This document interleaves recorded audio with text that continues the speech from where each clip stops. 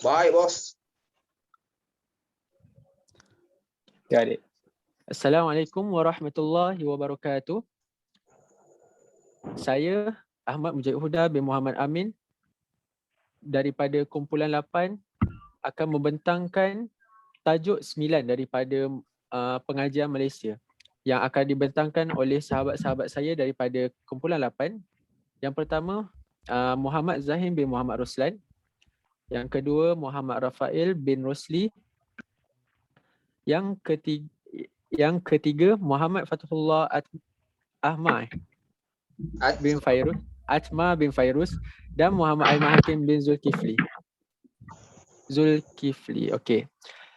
Saya akan memberi sahabat saya untuk dia menyampaikan tentang tajuk-tajuk untuk yang dibentangkan oleh mereka. Okey. Dijemput Muhammad Zahin bin Muhammad Roslan untuk membentangkan bahagian awak. Bahagian bila? Okey. Pada bahagian saya akan membentangkan tentang pelan tindakan pembangunan belia. 1. Kerajaan dalam tempoh rancangan Malaysia ke-8 telah memberikan tumpuan kepada pembangunan belia kerana menghargai peranan dan sumbangan mereka kepada pembangunan negara. Demi mempersiapkan belia menjadi pewaris yang berwibawa, Kementerian Belia dan Sukan KBS telah mengatur inisiatif untuk menyediakan satu pelan terperinci untuk pertimbangan pihak kerajaan.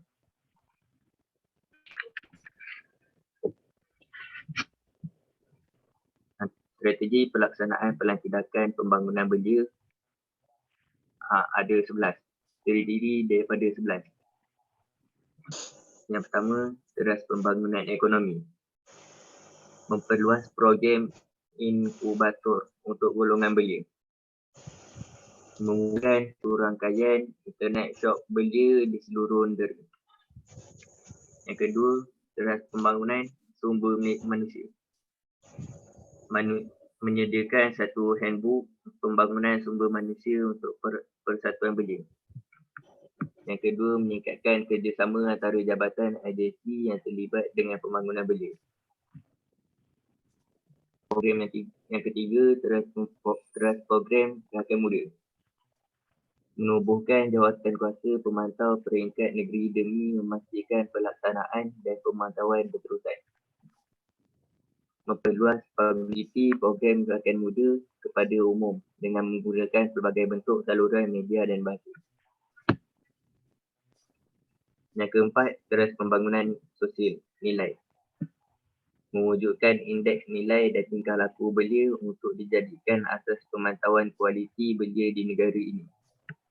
Mengenal pasti nilai dan tingkah laku belia yang perlu dimiliki selaras dengan matlamat pembangunan negara. Yang kelima, teras sistem penyampaian. Terdapat 2. Memperkasa keupayaan KBS dengan menaik taraf imej dan pejabat belia serta sukan daerah. Mewujudkan skim tenaga bergerak belia dan sukan. Yang kedua, memperkasa majlis perundingan belia negara dan negeri dengan menaik taraf pengurusi. Memastikan majlis memainkan peranan sebagai parlimen belia. Yang keenam, teras peranan media dan komunikasi. Mengusahakan sokongan masyarakat media terhadap aktiviti belia. Mewujudkan unit hubungan media di Kementerian Belia dan Sukan dan juga di semua pejabat belia dan sukan negeri. Yang ketujuh, teras peranan penubuhan belia. Memurnikan falsafah dan matlamat pergerakan pertubuhan belia. Menerusi kempen pemurnian dan juga penerbitan buku panduan pengupayaan pertubuhan belia. Memantapkan sarana pertubuhan belia dalam aspek kemudahan fizikal, pembangunan IT, pangkalan data serta sumber kewangan. Yang ke-8, teras pembangunan belia tidak berpersatuan. Mengenali, memahami dan menghargai sistem nilai, norma, keperluan dan ekspektasi kumpulan-kumpulan belia yang tidak menyertai pertubuhan dan persatuan. Mewujudkan program belia parlimen diketuai oleh ahli-ahli parlimen. 9. Pembangunan kepimpinan. Menjadikan Malaysia sebagai pusat latihan kepimpinan dan aktiviti belia antarabangsa. Memantapkan keanggotaan MPBN supaya dapat memainkan peranannya secara lebih profesional. Yang ke-10, teras penyelidikan dan pembangunan. Menubuhkan institut penyelidikan belia nasional sebagai institusi penyelidikan belia yang ulung dalam menyumbang pada pembangunan mapan belia dan kesejahteraan sejagat. Mewujudkan sistem pangkalan data dan clearing house untuk mengumpul dan menyebarkan hasil kajian mengenai belia. Yang ke-11, teras politik dan integrasi nasional. Memperhebat kesedaran belia terhadap masyarakat majmuk Malaysia. Memperluas kesedaran belia tentang kedudukan negara dalam konteks global. Sekian daripada saya.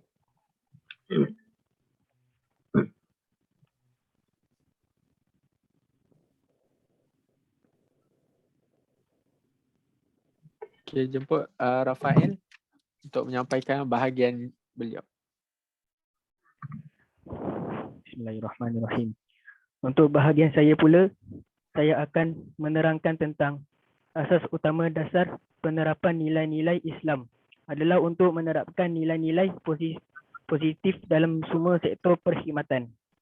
Dasar ini diperkenalkan oleh kerajaan untuk menerapkan sikap bekerja positif yang akan melahirkan pentadbiran yang cekap dan berkesan untuk meningkatkan produktiviti dan perkhidmatan yang memuaskan kepada rakyat.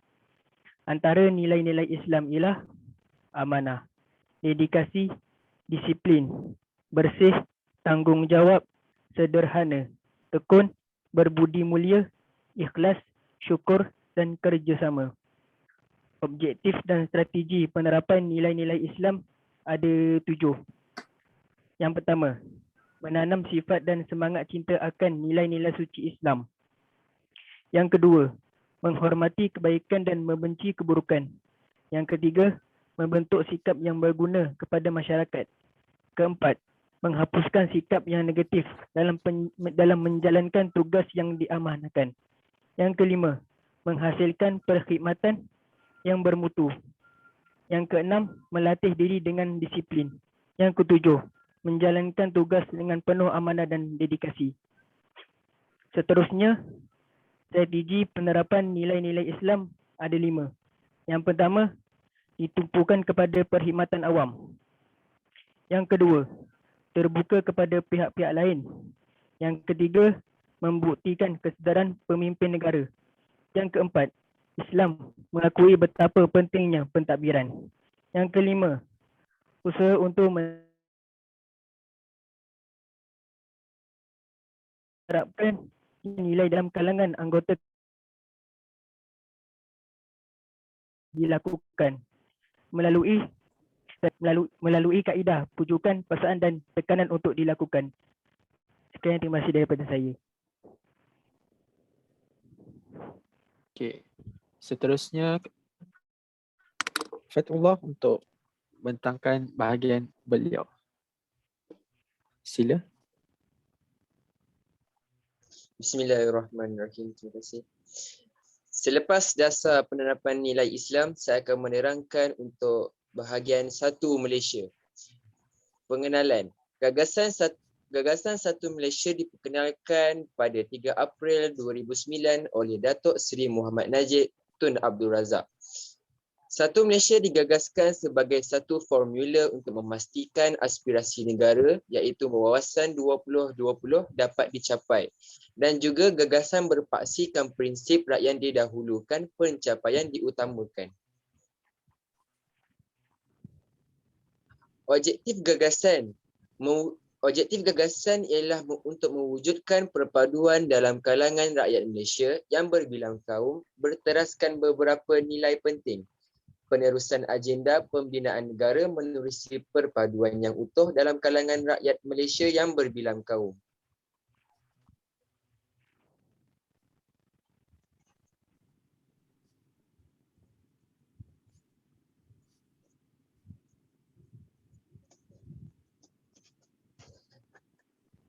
Selain itu, terdapat 8 nilai aspirasi negara dalam melaksanakan aspek kedua gagasan Satu Malaysia. 8 nilai yang berikut haruslah diterapkan.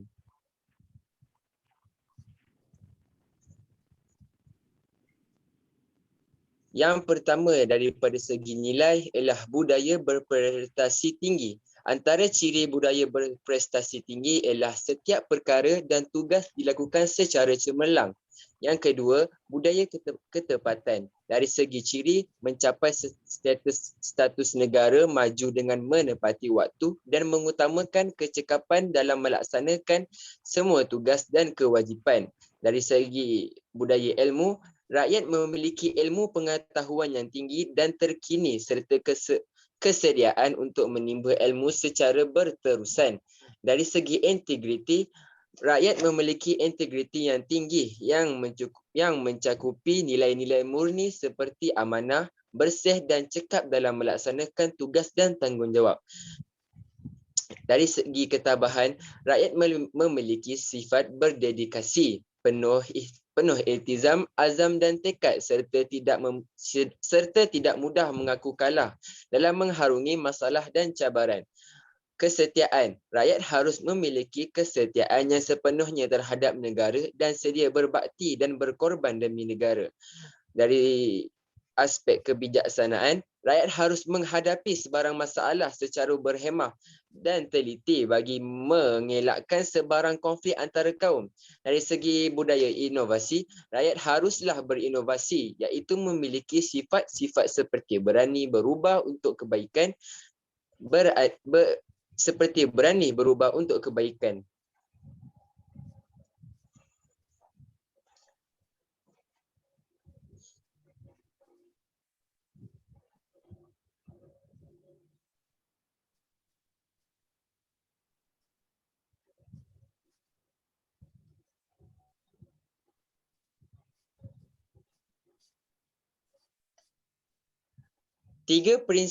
Seterusnya, 3 prinsip teras perpaduan. Prinsip yang pertama, penerimaan. Ciri prinsip penerimaan ialah menerima hakikat bahawa rakyat Malaysia terdiri daripada pelbagai kaum yang mempunyai kepelbagaian dari segi cara hidup, amalan dan kebudayaan. Rakyat harus menerima antara satu sama lain sebagai rakan setia. Dari segi prinsip kenegaraan, konsep perpaduan semangat nasionalisme dan cinta akan negara menjadi asas pembentukan Malaysia. Dari prinsip keadilan sosial, memberikan kebajikan dan aspek sosial yang penting secara adil tanpa mengira latar belakang atau agama. Setiap wakil rakyat bertindak melepasi sepadan kaum masing-masing dan melebarkan perkhidmatan kepada kaum-kaum lain. Sekian daripada saya. Okey, seterusnya saudara Aiman Hakim akan menerangkan tentang pelan integriti nasional. Jemput. Baik, terima kasih kepada Ahmad Mujahid. Baik, sekarang saya akan menerangkan tentang pelan integriti nasional. Baik, konsep utama ialah merealisasikan cabaran keempat Hasrat Wawasan 2020, iaitu membentuk sebuah masyarakat yang kukuh, ciri-ciri moral dan etikanya dengan para warganya yang mempunyai nilai keagamaan dan kerohanian yang utuh dan ditunjangi oleh budi pekerti yang luhur. Dilancarkan oleh Yang Amat Berhormat Datuk Seri Abdullah Haji Ahmad Badawi, iaitu Perdana Menteri yang keempat. Baik, objektifnya ialah memberi hala tuju berbagai sektor supaya mereka dapat meningkatkan kesedaran supaya integriti menjadi budaya masyarakat dan diamalkan dalam semua bidang. Menggalakkan semangat bertanggungjawab dalam kalangan masyarakat serta mendorong masyarakat menjunjung prinsip integriti. Yang ketiga, pengukuhan asas moral masyarakat dan negara serta peningkatan kesejahteraan hidup masyarakat. Yang keempat, meningkatkan daya saing dan daya tahan Malaysia dalam usaha menangani cabaran abad ke-21, khususnya cabaran globalisasi lebih berkesan. Baik, di sini ada beberapa strategi, iaitu yang pertama, strategi pelaksanaan agenda integriti untuk institusi keluarga. Yang pertama, pembinaan keluarga bahagia. Yang kedua, pengurusan kesihatan jasmani dan rohani. Strategi yang kedua ialah pelaksanaan integriti untuk komuniti, iaitu pengukuhan nilai-nilai murni kejiranan atau komuniti. Yang kedua, pemantapan pertubuhan atau institusi asas dalam komuniti. Strategi yang seterusnya iaitu yang ketiga, pelaksanaan agenda integriti untuk masyarakat sivil, iaitu kukuh antara badan-badan bukan kerajaan, iaitu NGO, kerajaan dan swasta. Strategi yang keempat, pelaksanaan agenda integriti untuk institusi sosial, iaitu pembinaan insan yang berintegriti dalam persekitaran sosial budaya yang berintegriti. Seterusnya, pemantapan nilai-nilai murni perpaduan dan pembentukan identiti rakyat. Strategi yang kelima iaitu pelaksanaan agenda integriti untuk institusi agama, iaitu peningkatan kerjasama, persefahaman dan saling menghormati antara penganut agama, penghayatan dan pengalaman nilai murni ajaran agama mereka. Dan seterusnya, strategi yang terakhir iaitu yang keenam, pelaksanaan agenda integriti untuk institusi ekonomi, iaitu yang pertama, pemantapan integriti korporat. Yang kedua, peningkatan komitmen sektor korporat terhadap tanggungjawab sosial. Itu sekian dari saya. Saya akan beri kepada Ahmad Mujahid. Okey, alhamdulillah semua dah membentangkan bahagian masing-masing untuk 4 tajuk yang perlu kami bentangkan, iaitu yang pertama sekali pelan tindakan pembangunan belia, yang seterusnya pelan integriti nasional, dan yang seterusnya dasar penerapan nilai-nilai Islam dan satu Malaysia. Okey, sekian daripada kami. Segala kekurangan semuanya datang daripada kami, semua yang kelebihannya semua daripada Allah Subhanahu Wa Taala. Sekian daripada kami berlima untuk pembentangan pengajian Malaysia secara berkumpulan. Sekian, wabillahi taufiq wal hidayah. Wassalamualaikum warahmatullahi wabarakatuh.